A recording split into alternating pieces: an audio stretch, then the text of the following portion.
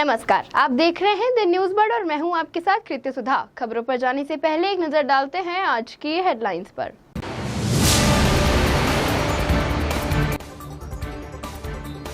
संविदा बिजली कर्मी की करंट से हुई मौत, मुआवजे की मांग को लेकर परिजन का एम्स मोर्चरी पर धरना।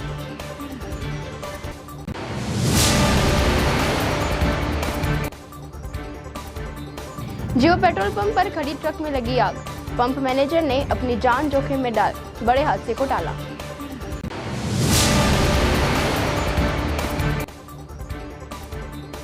भगवान महावीर जन्म कल्याणक महोत्सव धूमधाम के साथ मनाया गया। और अब खबरें विस्तार से।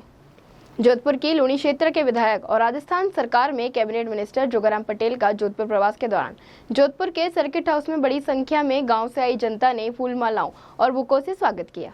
राजस्थान सरकार द्वारा गांवों के विकास को लेकर लिए गए महत्वपूर्ण फैसलों के अलावा लिए गए विभिन्न महत्वपूर्ण निर्णयों के कारण मुख्यमंत्री भजनलाल शर्मा का आभार जताने के अलावा प्रधानमंत्री नरेंद्र मोदी द्वारा वक्फ बोर्ड अधिनियम संशोधन करने पर मुस्लिम समाज को दी गई राहत के कारण ग्रामीणों ने जोगाराम पटेल का राजधानी साफा और फूल मालाओं से स्वागत और अभिनंदन किया। इस अवसर पर कैबिनेट मंत्री जोगाराम पटेल ने केंद्र प्रधानमंत्री नरेंद्र मोदी द्वारा वक्फ बोर्ड अधिनियम संशोधन करने पर मुस्लिम समाज को दी गई राहत के कारण ग्रामीणों ने जोगाराम पटेल का राजस्थानी साफा और फूल मालाओं से स्वागत और अभिनंदन किया।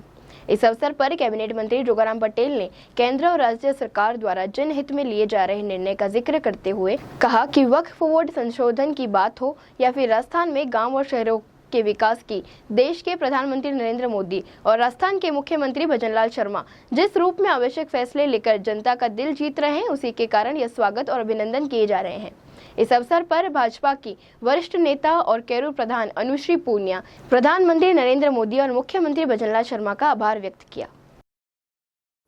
ये व्यवस्था हमारे यशस्वी विश्व के सर्वमान्य नेता आदरणीय नरेंद्र मोदी जी और राजस्थान के भागीरथ और यशस्वी मुख्यमंत्री आदरणीय भजनलाल जी का आशीर्वाद है कि मैं कल से जब से जोधपुर आया हूँ, मेरी पंचायत समिति चाहे दवा हो, चाहे लूणी हो, चाहे कैरू हो, चाहे और कोई पंचायत समितियां हो, उन सब के लोग जिन जिन को अपनी पंचायतों के पुनर्गठन में लाभ मिला है, उनकी अपेक्षाओं के अनुसार पुनर्गठन हुआ है, वो सब धन्यवाद देने के लिए आ रहे हैं। छोटा मोटा एक दो इशू इस गांव को इस पंचायत के साथ रखना, इसकी भी बात हमारे सामने रखी है, उसको मैं पूरी तवज्जो देंगे। लेकिन विशेषकर पूरे क्षेत्र में विधानसभा क्षेत्र लूणी के करीब 90 ग्राम पंचायतें हैं आज की तारीख में प्रस्तावित। उन 90 ग्राम पंचायतों में सभी लोगों में 95% से 99% आत्मसंतुष्टि है, सब सर्वमान्य संतुष्टि। और आप देखते हैं गांव के बड़े बड़े लोग ऐसे नबूखा जैसे 90 से ऊपर साल के बुजुर्ग लोग सभी छापे वाले देख रहे हैं, पूरी संख्या में कितनी भारी संख्या में कल ही थे, आज भी है। ये सभी भजनलाल सरकार को बहुत बहुत धन्यवाद दे रहे हैं, आभार व्यक्त कर रहे हैं। हमारा यशस्वी प्रधानमंत्री आदरणीय नरेंद्र मोदी जी ने जो पार्लियामेंट में वक्फ अधिनियम लाया, उसके लिए स्पष्ट रूप से धन्यवाद देने के लिए आए हैं और इन्होंने आपके सामने धन्यवाद दिया है।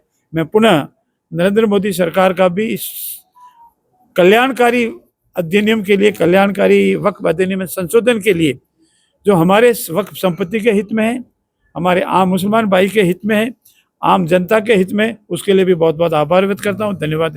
निश्चित रूप से मैं सबसे पहले मोदी जी को और हमारे प्रधानमंत्री जी और हमारे राजस्थान के यशस्वी मुख्यमंत्री भजनलाल जी को मैं बहुत बहुत धन्यवाद देना चाहूंगी कि जिस दिन से उनका कार्यकाल शुरू हुआ, 1 साल और कुछ महीने हो गए हैं, और तब से उन्होंने यहाँ पर पूरे राजस्थान क्षेत्र में एक विकास की लहर लेके आ गए हैं। और अभी हाल ही में जो मोदी जी ने जो ये कानून वक्फ बिल का है, उसमें हमारे क्षेत्र में आने वाले सभी मुस्लिम भाई और बहनों को बहुत खुशी हो रही है कि ये किस इतना सालों से, इतने वर्षों से जो कानून बनना चाहिए था, जो आजादी उनको चीजों की मिलनी चाहिए थी, वो उनको मिली। और जहां तक पंचायतों के अभी पुनर्गठन की बात राजस्थान सरकार के अंदर चल रही है, बहुत ही सुचारू रूप से, बहुत ही लोगों की आशा के साथ में उन्होंने सारे कार्य किए हैं।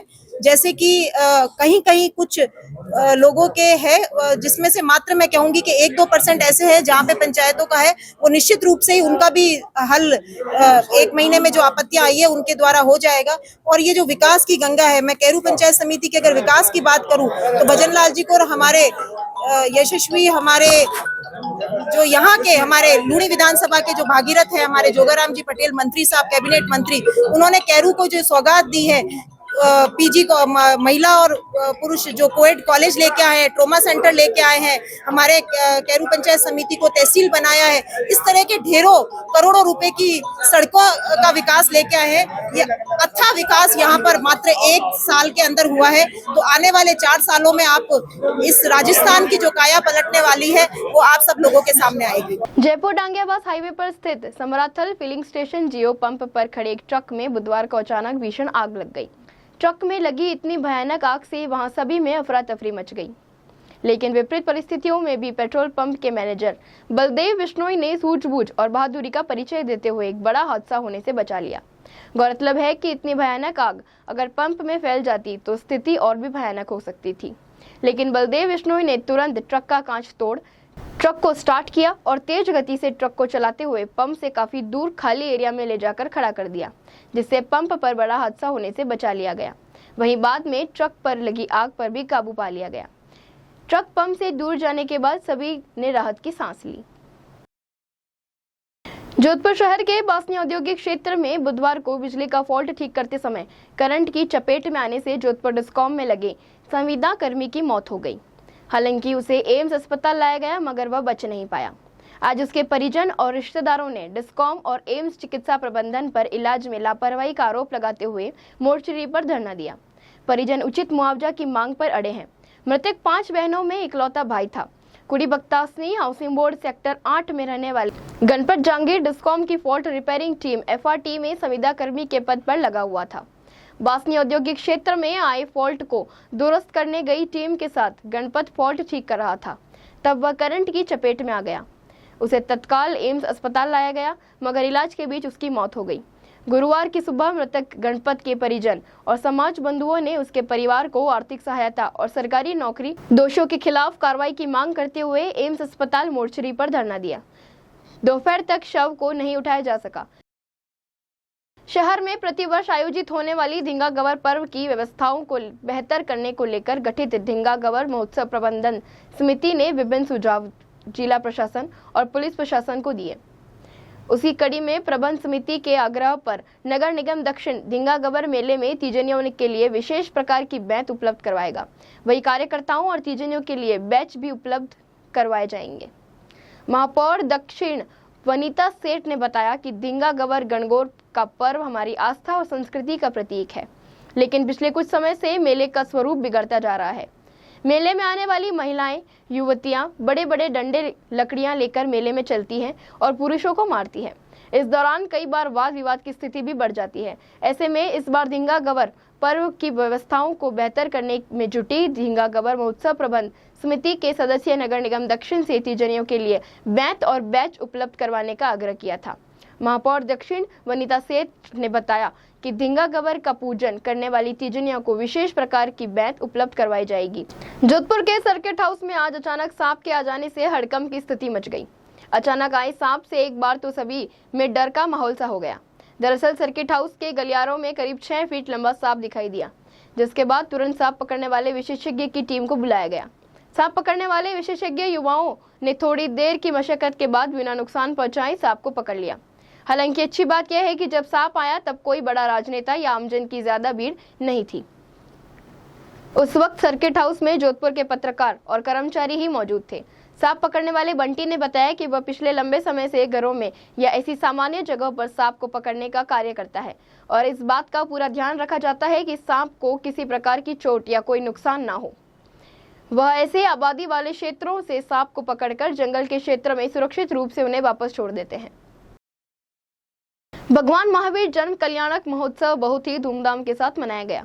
उसी के चलते आज पूरे शहर में जोश और उत्साह के साथ विशाल शोभा यात्रा का आयोजन किया गया। यह शोभा यात्रा विधिवत पूजा अर्चना के साथ शहर के भीतरी क्षेत्र में फतेहपोल से रवाना हुई। नगर निगम महापौर कुंती परिहार और कल्याणक महोत्सव समिति के पदाधिकारियों ने पूजा अर्चना कर हरी झंडी दिखा शोभा यात्रा को रवाना किया। शोभा यात्रा के दौरान बड़ी संख्या में जैन समुदाय के लोग ने सज धज कर पूरी श्रद्धा के साथ हिस्सा लिया। इस अवसर पर महापौर कुंती परिहार ने जैन समुदाय सहित सभी शहरवासियों को इस पावन पर्व की बधाई देते हुए भगवान महावीर के बताए मार्ग पर चलने की बात कही। महावीर जयंती के अवसर पर मैं सभी जैन बंधुओं को बहुत बहुत बधाई और शुभकामनाएं देती हूँ कि समिति द्वारा हर वर्ष की बात इस वर्ष भी भव्य शोभा यात्रा का आयोजन फतेहबॉल से लेकर पूरे भीतरी शहर में इसका आयोजन किया गया है और जालौरी गेट से सोस्ती गेट होते हुए अंदर शहर में ये महावीर मंदिर में इसका समापन होगा। सभी शहरवासियों को इसकी बहुत बहुत बधाई। जिस तरीके से भगवान महावीर ने अहिंसा परमो धर्म की सीख दी, उसी पे हम सबको चलना चाहिए और उनके मार्गदर्शन से हमें प्रेरणा लेने की आवश्यकता है। पुनः सभी समाज बंधुओं को बहुत बहुत बधाई और शुभकामनाएं और इस सफल यात्रा की बहुत बहुत बधाई और शुभकामनाएं। आज का ये दिन जैन समाज के अनुयायी भगवान महावीर स्वामी का जन्म कल्याणक महोत्सव और निश्चित ही मैं मानता हूं कि उनके दिए संदेश, उनके दिए उपदेश, चाहे वो अहिंसा परमो धर्म, चाहे वो जियो और इसे समझे जैन समाज बहुत मान्यता देता है और साथ ही साथ में मैं मानता हूँ कि 36 कौम भगवान महावीर के इन उपदेशों को मानते हैं। हम आज इस शोभा यात्रा के जरिए उन संदेशों को और मजबूत करेंगे और निश्चित ही भगवान महावीर के इस जन्म कल्याण 2624वें जन्म कल्याणक महोत्सव को धूमधाम से पूरे जोधपुर शहर के साथ मनाएंगे। आइए अंत में एक बार फिर से नजर डालते हैं इस वक्त की खास हेडलाइंस पर।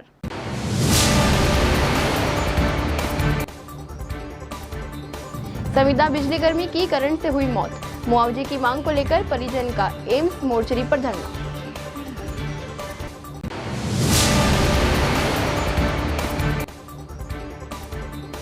जियो पेट्रोल पंप पर खड़ी ट्रक में लगी आग, पंप मैनेजर ने अपनी जान जोखिम में डाल बड़े हादसे को टाला।